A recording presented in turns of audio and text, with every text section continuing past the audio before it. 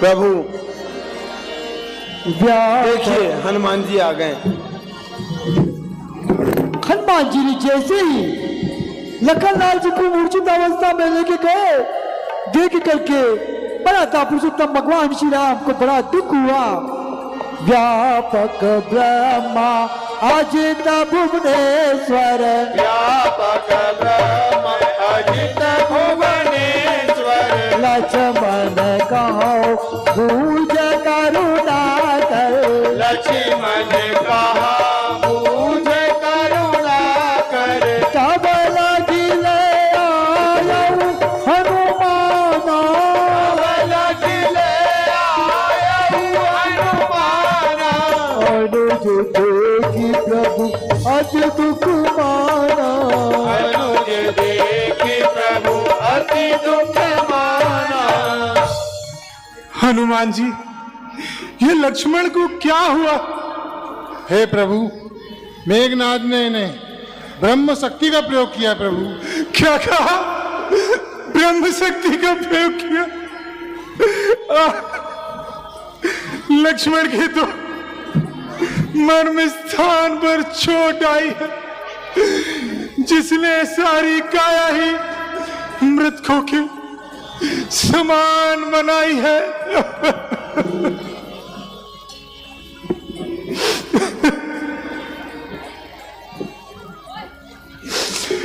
कर चला बर्बाद लक्ष्मण, तू सदा के वास्ते उठ खड़ा हो, मत सदा परमात्मा के वास्ते। लक्ष्मण देखो, भाई देखो, मैं रो रहा हूं। भाई मैं तो पहले से ही था, भाई सताया भाग्य का, उठ खड़ा हो, मत सता परमात्मा के वास्ते। प्रभु शांति धारण कीजिए, धैर्य धारण कीजिए प्रभु। शांति शांति तो लक्ष्मण के साथ ही चली गई। अब शांति का साधन ही क्या रह गया है? सुग्रीव जी, घर नगर सुख संपदा खोने का मुझको डर न था, पर नहीं संतोष तुझमें आत्मा के वास्ते। हाय हाय कैसा पा जीवन में कमाया राम ने, स्त्री के मोह में भाई गवाया राम ने। धैर्य धरिए प्रभु, धैर्य धरिए। हनुमान जी, अगर आप ही हिम्मत हार जाएंगे तो हम सारे वानरों को मनोबल टूट जाएगा प्रभु। कोई ना कोई तो उपचार होगा प्रभु। सुग्रीव जी, आप ही कुछ उपचार बताइए। प्रभु यहाँ तो लंका के हमारे साथ विभीषण जी ही हैं, वे ही कोई उपाय बता सकते हैं। विभीषण जी, आप ही कुछ उपचार बताइए। देखा लखन श्री राम।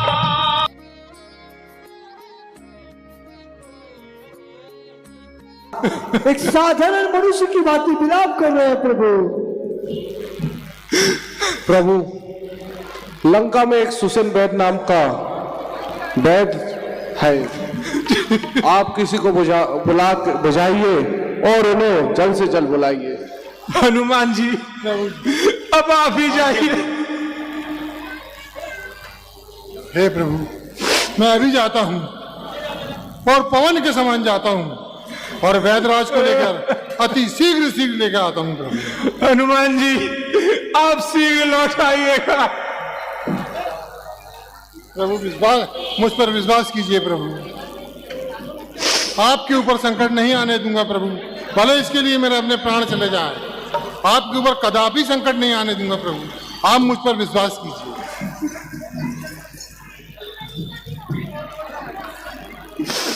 लक्ष्मण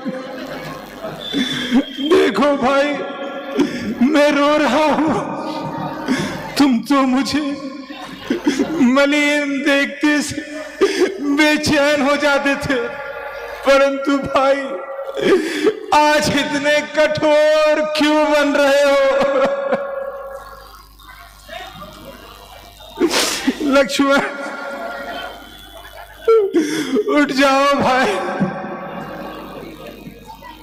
मराठा पुरुषोत्तम भगवान श्री राम को प्रणाम करके सुषेण वेद को लाने के लिए हनुमान जी लंका में जाते हैं, अति लघु रूप रख करके।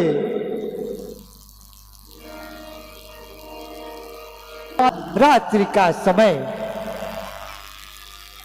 सुंदर भूमिका आप सुषेण वेद की देखेंगे। अभी आप शशांक दुबे जी आप सह निर्देशक है, और यहां पर कृष्ण लीला हुई थी उसमें आपने मुख्य निर्देशक का भी काम किया था। रात्रि का समय है और वैद्यराज निद्रासन में है। अगर मैं वैद्यराज को उठाऊं और वहां नहीं गए तो मेरा काम नहीं बनेगा। हाँ, मेरे समझ में कुछ आता है कि इन्हें घर समेत उठा के ले जाना चाहिए, क्योंकि सारी औषधियां तो इनके घर के अंदर ही है।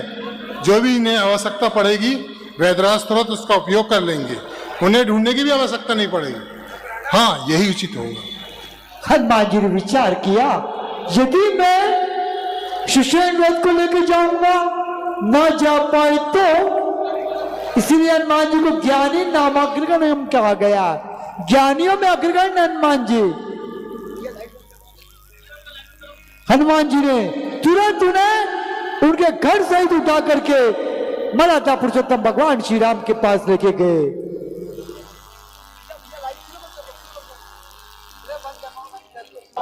अचंभित रह जाते हैं देख करके। मैं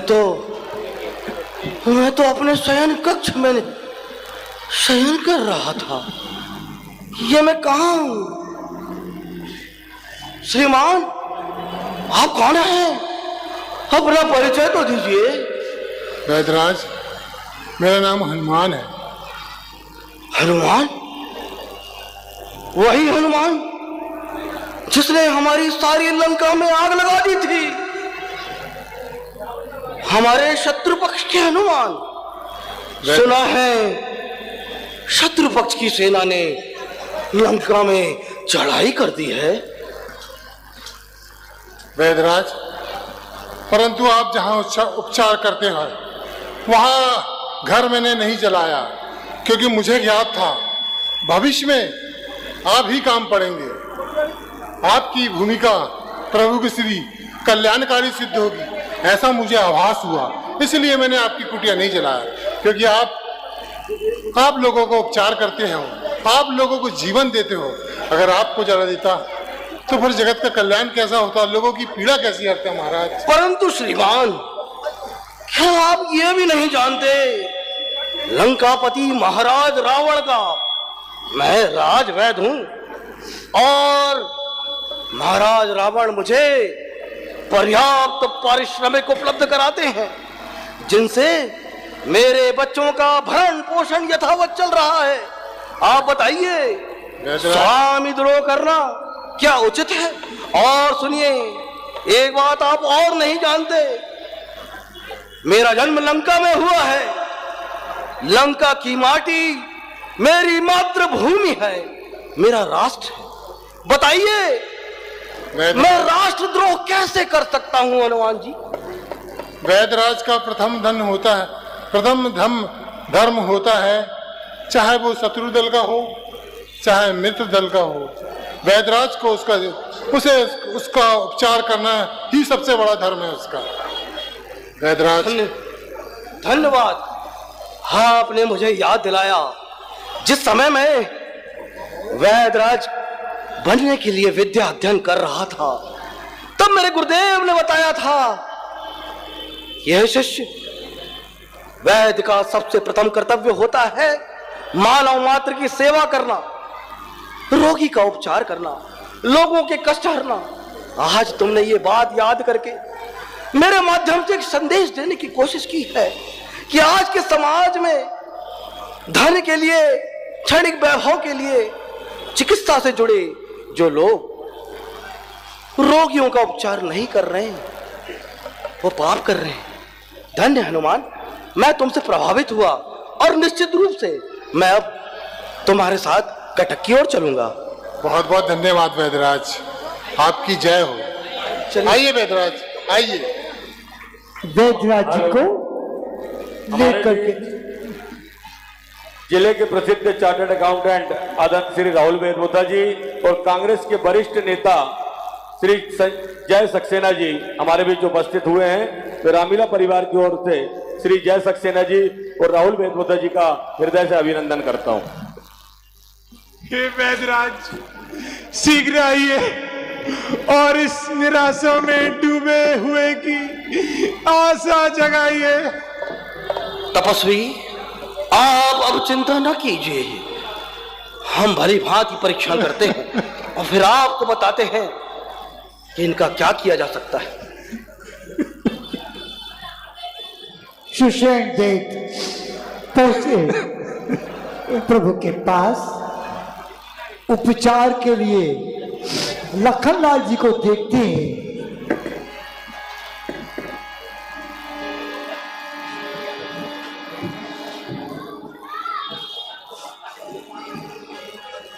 पूरा शरीर विष से व्याप्त हो गया है, सारे शरीर में ज्वर चढ़ा हुआ है।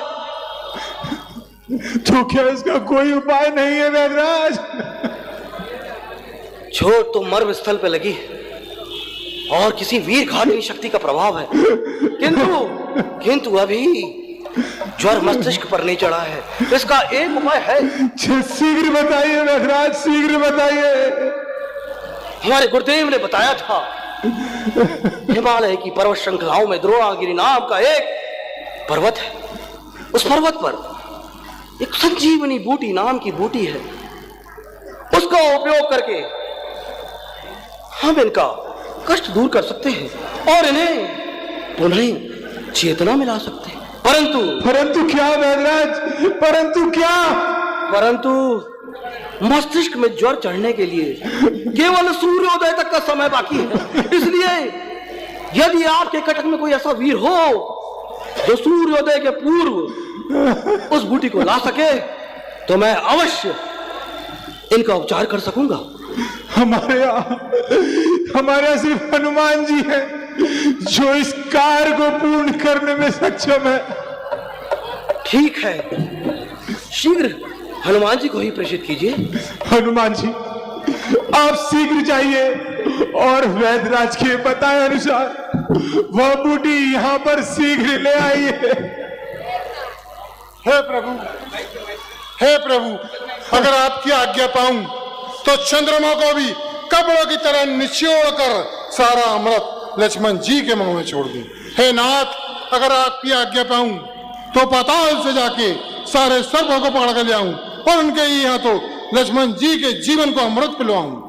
हे नाथ, अगर आपकी आज्ञा पाऊं तो स्वर्ग लोक से सारे देवताओं को लेकर आ जाऊं और उनके ही मुख से स्वयं अमर अमर कहलाऊं, स्वयं अमर अमर कहलवाऊं। हे रघुकुल नंदन प्रभु, लक्ष्मण जी के देह में, लक्ष्मण जी के देह में हौटन बोले, अति शीघ्र आपका यह कार्य करूं प्रभु। चाहिए हनुमान जी, परंतु सुबह के पूर्व लौट ही आना। हे वैद्यराज, मैं अज्ञानी, मुझे बूटी की पहचान नहीं है। कहां कहां ढूंढूंगा बूटी? कृपा करके आप मुझे बूटी की पहचान बताएं।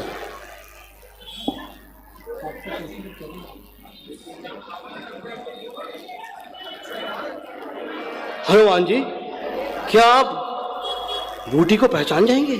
नहीं नहीं वैद्यराज, क्योंकि ये वैद्य आप हो, मैं वैद्य नहीं हूं। मुझे भी ऐसी ही शंका थी।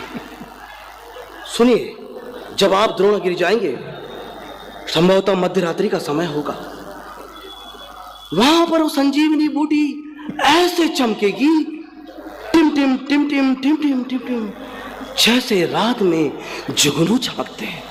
आप समझ जाइएगा, यही वह संजीवनी बूटी है जिससे छोटे तपस्वी का उपचार हो सकेगा।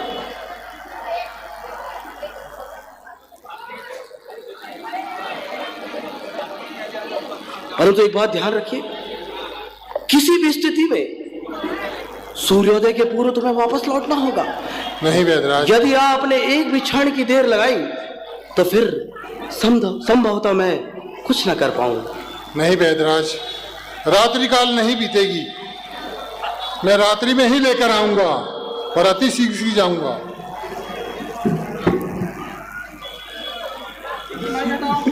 हनुमान जी ने प्रणाम किया मराठा पुरुषोत्तम भगवान श्री राम को और कहा, हे जगदीश्वर, एक कृपा के दाम मुझे आशीर्वाद दीजिए। सुषेण वैद्य ने सजीवन बूटी का पूरा पता और कैसी रहती है सारी जानकारी लखनलाल जी को जागृत अवस्था में लाने के लिए सुषेण वैद्य ने हनुमान जी को दी। हनुमान जी मराठा पुरुषोत्तम भगवान श्री राम का ध्यान करके प्रभु के चरणारविंदों में शीश नवा करके जोर से गर्जना करके निकलते हैं।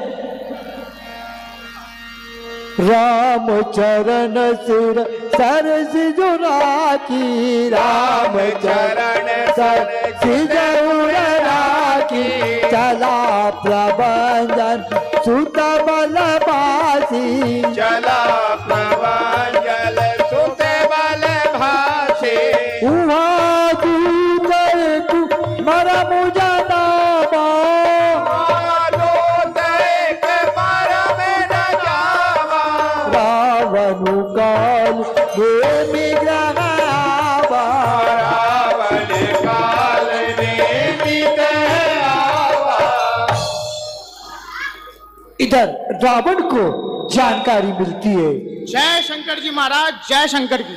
जय शंकर की मुख्य महामंत्री, कहो युद्ध के क्या समाचार हैं? महाराज, युद्ध के समाचार के लिए थोड़ा विलंब हो रहा है, हमारा गुप्तचर आता ही होगा। ठीक। जय शंकर की महाराज। जय शंकर की। क्या खुसुर पुसुर चल रही है?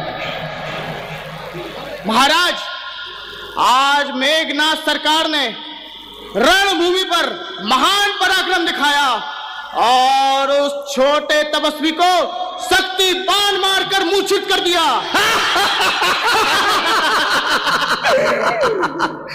क्या खबर सुनाई है मुख्य महामंत्री? दिल आनंदित हो उठा। बहुत अच्छी खबर सुनाई है।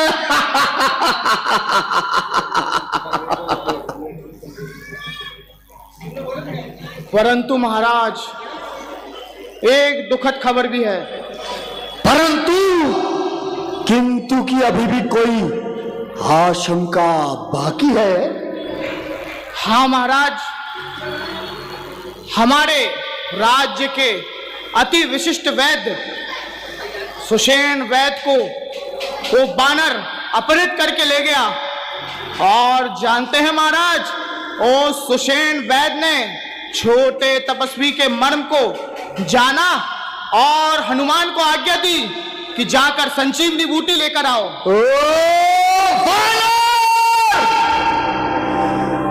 मेरी जीवन की सफलता का सबसे बड़ा रोड़ा है वो बानर। हर जगह आकर अपनी पूंछ अड़ा देता है। और वो सुखेन वैद्य हमारा नमक खाता है और शत्रुओं के यहां जाकर उनका उपचार कर रहा है। और महाराज वो वानर जो है वो संजीवनी बूटी लेने के लिए निकल चुका है। रोकना होगा उस वानर को। उस छोटे तपस्वी की मृत्यु निश्चित करनी होगी।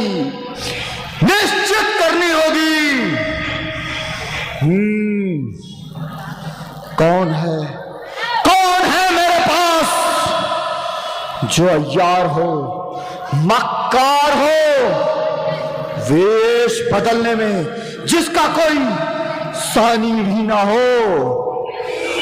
मारीस था पर वो मेरे ही काम आ गया। कौन है?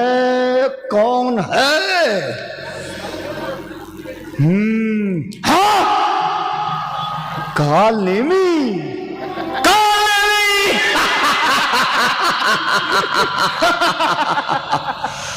काल नेमी ऐसा शस्त्र है मेरे पास जिसकी कोई काट नहीं है अभी तक। अय्यार है, मक्कार है, धोखेबाज है, छल कपट में माहिर है। वेश बदलने में उसका कोई सानी नहीं है। काल नेमी को ही बुलाता हूं। मजा आएगा, बहुत मजा आएगा।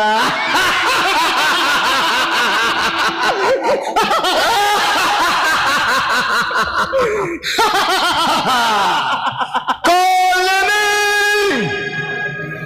प्रकट हो। काल नेमी प्रकट हो। काल नेमी प्रकट हो।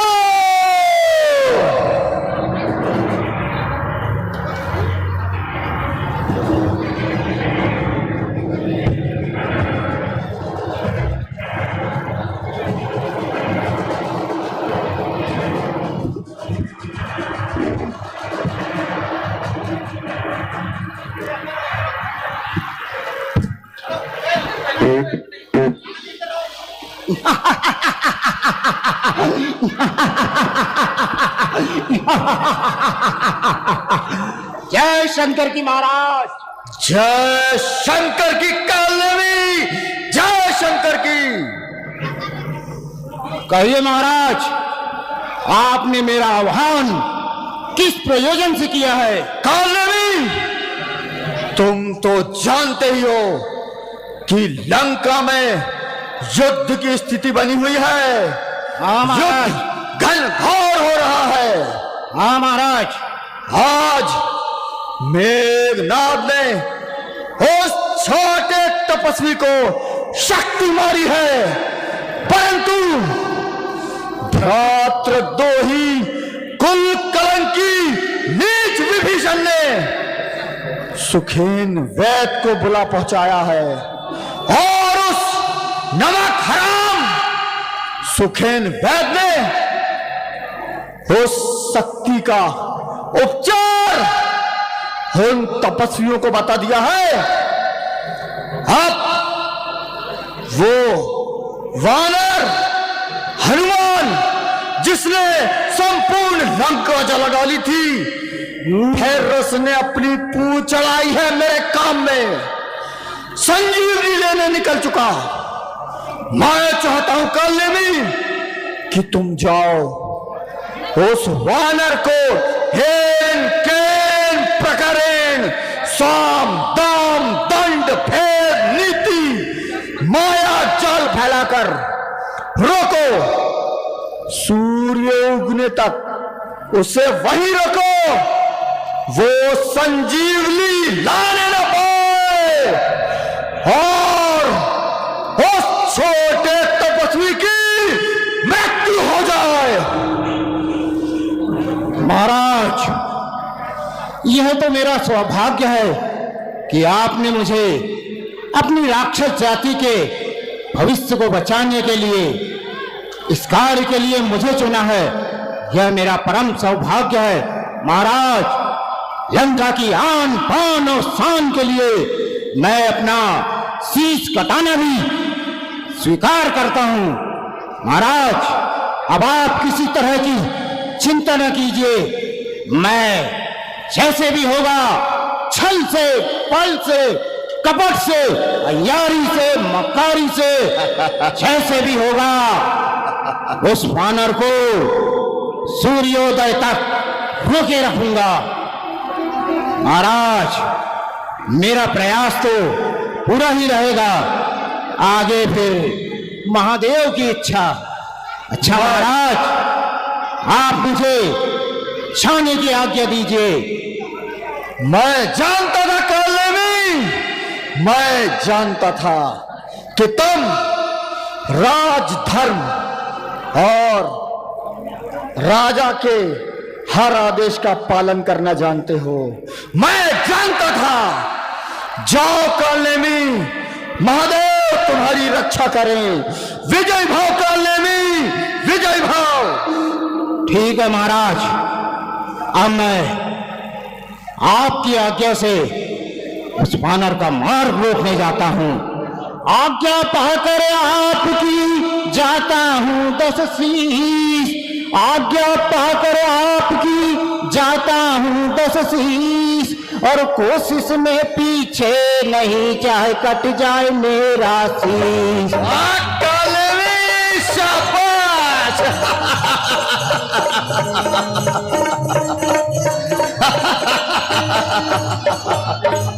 अच्छा महाराज, अब मुझे जाने की आज्ञा दीजिए और आप निश्चिंत हो जाइए।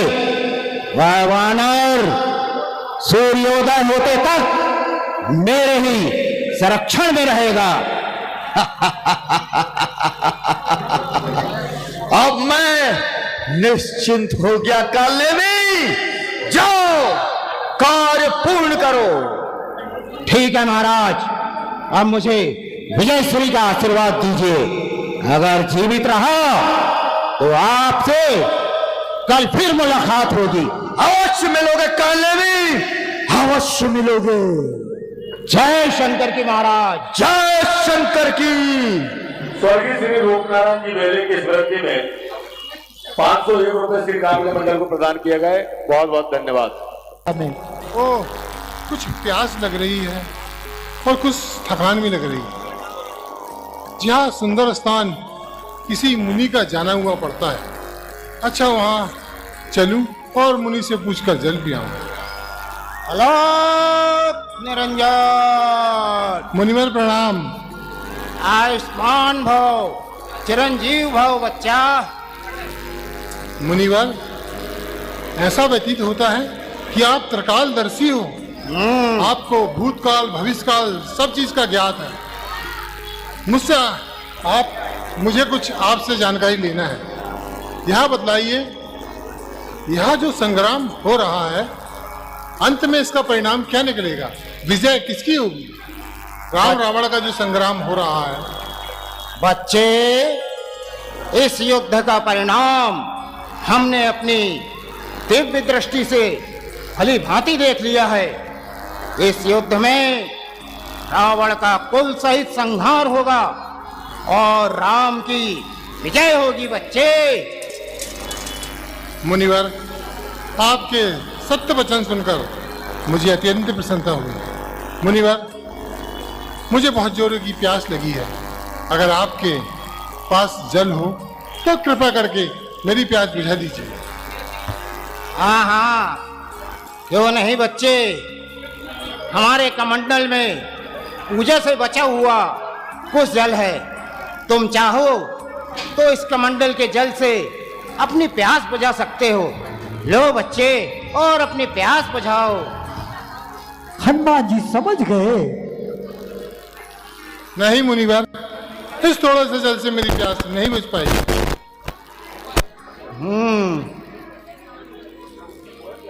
और यहाँ आसपास कोई जल की व्यवस्था भी नहीं है।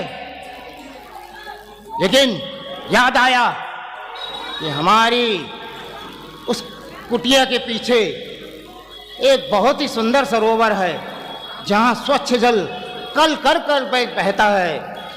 बच्चे, तुम चाहो तो उस सरोवर में जाकर अपनी प्यास बुझा सकते हो, किंतु सावधान बच्चे, उस सरोवर में केवल वही जा सकता है जिसने गुरु दीक्षा लिया हो। बच्चे, तुम्हारे गुरु तो है ना? नहीं महाराज, मेरे गुरु नहीं है। क्या कहते हो, तुम्हारे गुरु नहीं है?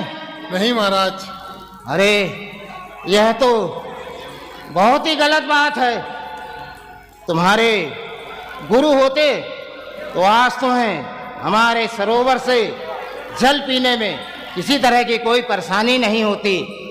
तो क्या तुम चिंता ना करो बच्चे, हम तुम्हें अपना चेला बनाएंगे, गुरु दीक्षा देंगे और बदले में तुमसे गुरु दक्षिणा भी लेंगे। ठीक है महाराज, तो जाऊं, जल पियाऊं? हाँ बच्चे, आज तुम्हारे लिए हमें अपना बरसों पुराना नियम तोड़ना पड़ रहा है। ठीक है, तुम जाओ और सरोवर से अपनी प्यास बुझाकर अच्छी तरह से नहा धो के आ जाओ। उसके बाद बच्चे, हम तुम्हें गुरु दीक्षा देंगे और उसके बाद हम तुमसे गुरु दक्षिणा भी लेंगे। दोगुने बच्चे गुरु दक्षिणा। ठीक है। हनुमान जाओ, जी शीघ्रता सब करो। कुछ जानते हुए भी अनजान बन करके काल नेमी की बातों में ना आए और सरोवर में जाते हैं, जल पीते हैं। दुष्ट काले में ने अपार माया रच करके सुंदर आश्रम बनाया।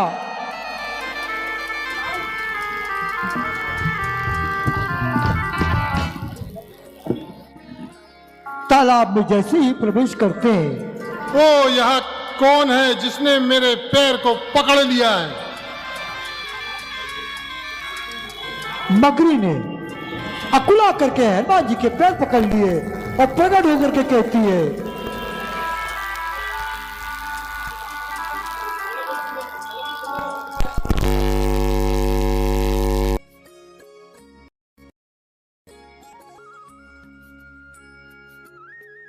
जीवित हूं,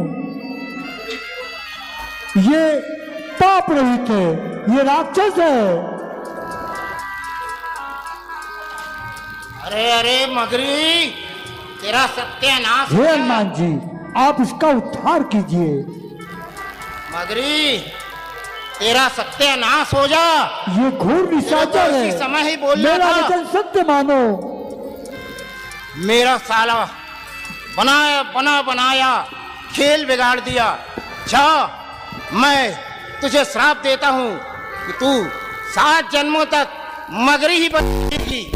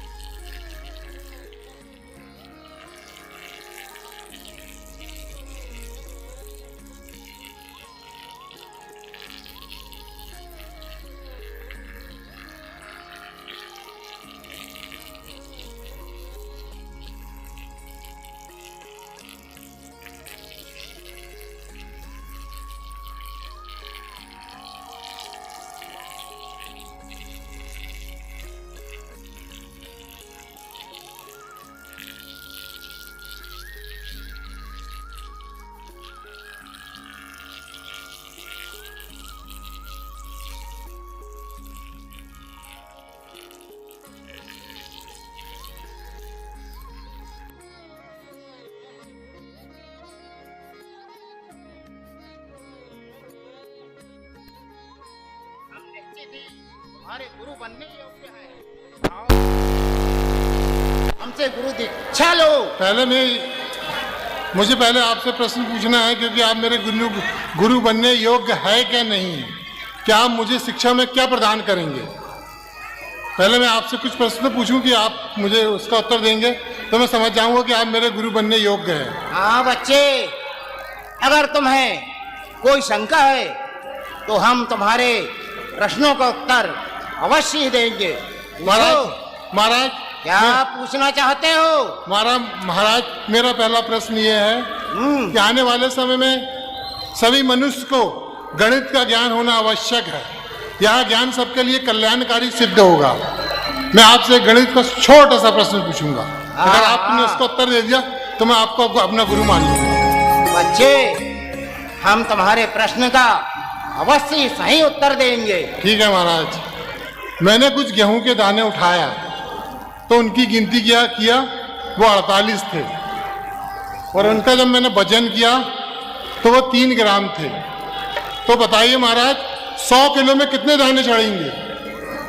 100 किलो में कितने दाने चढ़ेंगे? बच्चे, तुमने शायद हमको वैश्य समझ लिया है महाराज। और तुम जानते नहीं कि हमारी गणित तो वैसे ही कमजोर है। अरे ये सब करते रहते तो हमें यहाँ साधु बन के बैठते क्या? बढ़िया कोई बनिए की दुकान खोल लेते। हाँ तो महाराज, बनिए की दुकान में हिसाब किताब करके गादी पे बैठते। हाँ तो बनिए की दुकान के लिए भी गणित का होना आवश्यक है। उसके बगैर आप किसी के वस्त्र भी नहीं सिल सकते अगर आपको गणित नहीं आती हो। बच्चे, हम ठहरे साधु सन्यासी, हमको गणित विज्ञान भूगोल से क्या लेना है बच्चे? तो महाराज आप उसका उत्तर तो दीजिए। आप अगर उत्तर दे दिए तो मैं मान लूंगा कि आप मेरे गुरु हैं। 100 किलो में 1 लाख ग्राम होते हैं, और 1 लाख ग्राम में 16,000 का स्मरण कीजिए। उत्तर आ गया 16 लाख। जय श्री राम। अगर जिसके मन में दुविधा है तो वो देख सकते हैं यह उत्तर सही है गलत है। बच्चे, तो महाराज, हमने तुमसे पहले ही कह दिया है कि हमारी गणित और विज्ञान हमेशा कमजोर रही है। अरे हम तो परीक्षा में भी गणित और विज्ञान में फेल ही हो जाया करते थे। ठीक है महाराज। अच्छा ये बताओ, ज्ञान की चरम सीमा क्या है? बच्चे, ज्ञान की तो कोई सीमा ही नहीं है। नहीं, ज्ञान की चरम सीमा क्या है? नहीं, ज्ञान की कोई सीमा ही नहीं है। कभी भी ज्ञान ले लो, और ज्ञान देने वाले तो एक से एक हैं हमारे यहाँ भी। हमारी लंका में एक से एक महाज्ञानी पड़े हैं, और हम कम ज्ञानी हैं क्या? मगर महाराज, तुम तो मेरे सामने भर रहे हो पानी, एक भी प्रश्न का उत्तर सही नहीं दे पा रहा है। अब तुम्हारे प्रश्न ही ऐसे हैं जिनका हमको ज्ञान ही नहीं है। तो आप तो ज्ञानवान हो। ज्ञानवान है हम, पूरा ज्ञानी हमको बोलते हैं लोग बात। पूरी ज्ञान की दुकान लेके बैठे हो आपने। तो महाराज आप बताइए, आप क्या चाहते बताइए। आप आपके अंतिम, आपको मैं सोच रहा हूँ कि गुरु दक्षिणा दे दूं। बच्चे, व्यर्थ की बातों में समय मत बताओ, व्यर्थ की बातों में अपना समय मत गमाओ। आओ, हम तुम्हें गुरु दीक्षा देते हैं। नहीं महाराज, हम तुमसे गुरु दक्षिणा भी तो लेंगे ना बच्चे। आप भी क्या याद रखेंगे कि किसी ने ऐसी दक्षिणा दी है कि आपकी 7 पुश्तों तक बैठ के खाएगी तो भी समाप्त नहीं हो पाएगी। नहीं नहीं बच्चे, पहले हम तुम्हें गुरु दीक्षा देंगे, नहीं महाराज, पश्चात ही हम तुमसे गुरु दक्षिणा लेंगे बच्चे। नहीं महाराज, सत्य को राम राम और झूठे को राम नाम सत्य करूं मैं। अरे ये तुम कैसी परंपरा चला रहे हो बच्चे? हम तुम्हारे लिए अपना नियम नहीं तोड़ेंगे। पहले हम तुम्हें गुरु दीक्षा देंगे, उसके पश्चात ही हम तुमसे गुरु दक्षिणा लेंगे बच्चे। तुम इसे योग्य ही नहीं हो, तुमने एक भी प्रश्न का उत्तर नहीं दिया। तुम्हारे पास कुछ नहीं है, बेमतलब का तामझाम लेके बैठे हो। अरे हमारे पास बहुत कुछ है बच्चे। मुझे तो शंका हो रही है कि तुम साधु हो या साधु के वेश में कुछ और हो। अरे हम तो साधु हुए हैं बच्चे, क्या तुमको कोई शक है? साधु बहुत ज्ञानवान होते हैं, उनके पास हर प्रश्न का उत्तर होता है। आपके पास कोई उत्तर नहीं, इसलिए मैं आपको नहीं मानता साधु। आप साधु के भेष में जरूर कोई राक्षस है। प्रतीत होता हनुमान जी है। समझ गए फिर यहाँ पर हनुमान जी अपनी पूंछ को बढ़ाते हैं। प्रतीत होता है शायद वानर मेरे असली रूप को पहचान गया है। अरे दक्षिणा ले लो भाई, दक्षिणा। वानर, सब तूने मुझे पहचान ही लिया है तो ले देख मेरा असली रूप। यहाँ पर कालने में अपने सही रूप में आता है। हनुमान जी सचेत रहते हैं। कालने में अपने सही रूप में आया, हनुमान जी ने अपनी पूंछ को बढ़ाया।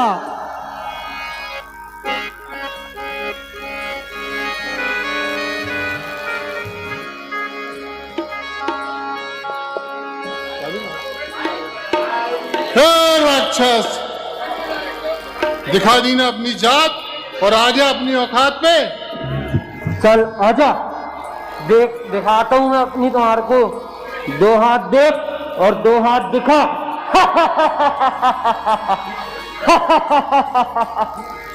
बातें तो बड़बड़ कर करता है।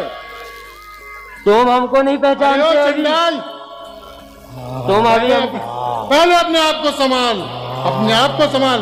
बातें तो करता है बड़बड़ कर। बता कर अभिमान से, अरे जीत को तो दिखला ले। यह संग्राम तू हनुमान से। 2 हाथ देख और 2 हाथ दिखा।